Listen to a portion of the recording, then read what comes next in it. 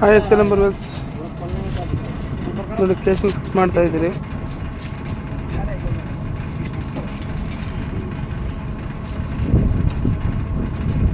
Casing remove ಮಾಡಿದ್ರಲ್ಲ ಅದೇ point ಇದು ಕೇಸಿಂಗ್ ಫಿಟ್ಟಿಂಗ್ ಮಾಡ್ತಾ ಇದ್ದೀರಿ. ಕೇಸಿಂಗ್ ಎಲ್ಲ ಫಿಟ್ಟಿಂಗ್ ಆದಮೇಲೆ ಮತ್ತೆ ಪ್ರೆಸ್ಸಿಂಗ್ ಮಾಡೋಣ ಅಂತ ನೋಡಿ. ಕೇಸಿಂಗ್ ಎಲ್ಲ ಆ ಕಡೆ ಇದೆ, ತೆಗೆದಿರೋದು ಪ್ರೆಸ್ಸಿಂಗ್ ಮಾಡ್ತಾ ಇದ್ದೀವಿ. ಗ್ರೇ ಮರಳು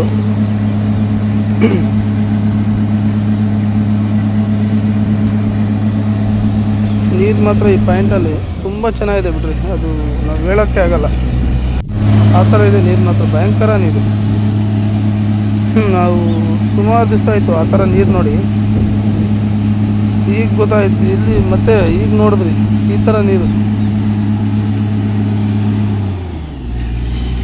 ತುಂಬ ದಿನ ಆಯಿತು ಈ ಥರ ನೀರು ನೋಡಿ ನಾವು. ನೋಡಿ ನೀವೇ ನೋಡ್ತಾ ಇದ್ದೀರಲ್ಲ, ನೋಡಿ ಯಾವ ಥರ ಇದೆ ಅಂತ ನೀರು. ಖುಷಿ ಆಗ್ಬಿಟ್ರು ಪಾರ್ಟಿನೇ ಈ ಥರ ನೀರು ನೋಡಿ. ಏಣ ಈ ಥರ ಇದೆ ನಮಗೆ, ಈ ಥರ ನೀರೇ ನೋಡಿಲ್ಲಣ್ಣ ನಾವು. ಒಂದು 800 ಅಡಿ ಆಗಿದೆ ಇದು ನೋಡಿ. ನೀರು ಮಾತ್ರ ಭಯಂಕರ ಬಿಡಿ. ಈ ಥರ ನೀರು ನಾವು ತುಂಬ ದಿನ ಆಗಿತ್ತು, ತುಂಬ ದಿವಸನೂ ಆಗಿತ್ತು ನೋಡಿ. ಬಟ್ ರೈತರಿಗೆ ಈ ಥರ ನೀರು ಸಿಕ್ಬಿಟ್ರೆ ಅನುಕೂಲ, ತುಂಬ ಅನುಕೂಲ ಆಗುತ್ತೆ. ಈ ಥರ ನೀರು ಸಿಕ್ಕಿದ್ರೆ ಇದರಲ್ಲೊಂದು ಅರ್ಧ ಸಿಕ್ಕಿದ್ರೂ ಅನುಕೂಲನೇ ಒಂದು ನೀರು. ಯಾಕಂದರೆ ನಮಗೇನು ಹೆಚ್ಚಾಗಿ ನೀರು ಬೇಕು ಅನ್ನೋಕ್ಕಾಗಲ್ಲ ರೈತರು. ಬಟ್ ನಿಲ್ದಿರ ಸಮಸ್ಯೆ ಬರ್ದಿರ, ಮೋಟ್ರು ಪಂಪ್ ರಿಪೇರಿ ಬರ್ದಿರ, ಈ ಥರ ಏನೋ ಒಂದು 2 ಇಂಚು 2.5 ಇಂಚು ನೀರು ಒಂದು 5,000 ಅಡಿ ಒಳಗಡೆ ಬಂದುಬಿಟ್ರೆ ತುಂಬ ರೈತರಿಗೆ ಅನುಕೂಲ ಆಗುತ್ತೆ. ಆಳ ದೇಶ ಹೋದಷ್ಟು ಖರ್ಚು ತುಂಬ ಆಗುತ್ತೆ.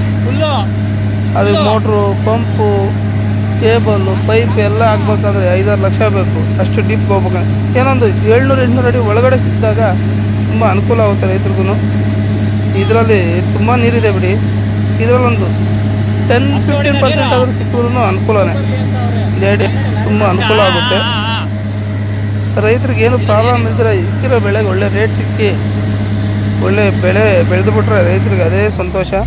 ಆ ಇಕ್ಕಿರೋ ಬೆಳೆಗೆ ಒಳ್ಳೆ ರೇಟ್ ಸಿಗಲ್ಲ, ಅದು ನಮ್ಮ ದುರದೃಷ್ಟ ಹೇಳ್ಬೇಕಂದ್ರೆ. ಯಾಕಂದರೆ ಈಗ ಪ್ರತಿಯೊಂದು ಇದಕ್ಕೂ ಒಂದು ರೇಟ್ ಅನ್ನೋದು ಫಿಕ್ಸ್ ಮಾಡಿದ್ದಾರೆ. ಅದೇ ನಮ್ಮ ರೈತರು ಬೆಳೆಯೋ ಬೆಳಕ್ಕೆ ಈಗ ನೋಡಿ, ಸ್ಪೀಡ್ ಕನ್ನರ್ ಬಂದು ರೇಟೇ ಇಲ್ಲ. ಈಗ ಎಲ್ಲ ರೋಟ್ರಿ ಹೊಡಿತಾ ಇದ್ದಾರೆ, ಹಸುಗೆ ಕೊಯ್ತಾ ಇದ್ದಾರೆ. ಏನು ಮಾಡೋದು ರೈತರು ಹೇಳಿ? ಈ ಥರ ಆಗ್ಬಿಟ್ರೆ ತುಂಬ ಕಷ್ಟ. ಬಟ್ ದೇವ್ರು ಒಳ್ಳೇದು ಮಾಡಲಿ, ಎಲ್ಲರಿಗೂ ಒಳ್ಳೆ ರೇಟ್ ಸಿಗಲಿ ಪ್ರತಿಯೊಂದು ಬೆಳೆಗೂ ಅಂತ ನಾನು ದೇವ್ರನ್ನ ಕೇಳ್ಕೊಂತೀನಿ. ಬಟ್ ನೋಡಿ ಇದರಲ್ಲಿ ನೀರು ಯಾವ ಥರ ಇದೆ ಅಂತ ನೋಡಿ. ಪ್ರೆಸ್ಸಿಂಗ್ ಮಾಡ್ತಾ ಇರೋದು ಆಯ್ತು, ಪ್ರೆಸ್ಸಿಂಗ್ ಎಲ್ಲ ಮುಗೀತು. ಅವರು ಹಣ ಮೇಲೆ ಇದು ಮಾಡ್ರಿ ಅಂದರು. ನೀರು ನೋಡಿಬಿಟ್ಟು ಖುಷಿ ಆದರು ಅವರೇ ಪಾರ್ಟಿ. ಹಂಗಾಗಿ ಅದು ನಮ್ಮ ಟೂಲ್ಸ್ ಎಲ್ಲ ತೆಗೆದ್ಬಿಟ್ಟು ಮೇಲೆ ಇದು ಮಾಡಿದ್ರಿ. ಬಟ್ ನಮ್ಮ ಎಸ್.ಎಲ್.ಎಂ ಬೋರ್ವೆಲ್ಸ್ಗೆ ಸಪೋರ್ಟ್ ಮಾಡಿ, ಲೈಕ್ ಮಾಡಿ, ಯಾರ್ದಾದ್ರೂ ನಿಮ್ಗೆ ಗೊತ್ತಿರೋಂಥ ಫ್ರೆಂಡ್ಸ್ಗೆ ತಿಳಿಸಿ. ಈ ಥರ ಬೋರ್ ಗಾಡಿ ಇದೆ, ಈ ಥರ ಕೇಸಿಂಗ್ ಏನಾದರೂ ಪ್ರಾಬ್ಲಮ್ ಆಗಿದೆ, ಇಲ್ಲ ಮೋಟ್ರ್ ಪಂಪ್ ಪ್ರಾಬ್ಲಮ್ ಇದೆ ಇದ್ರೂ ತೆಗೆದುಕೊಡ್ತಾರೆ ಅಂತ ಹೇಳಿ.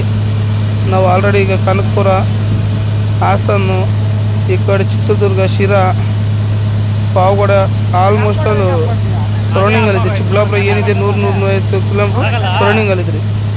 ರೈತರಿಗೆ ಒಳ್ಳೆಯದಾಗಲಿ.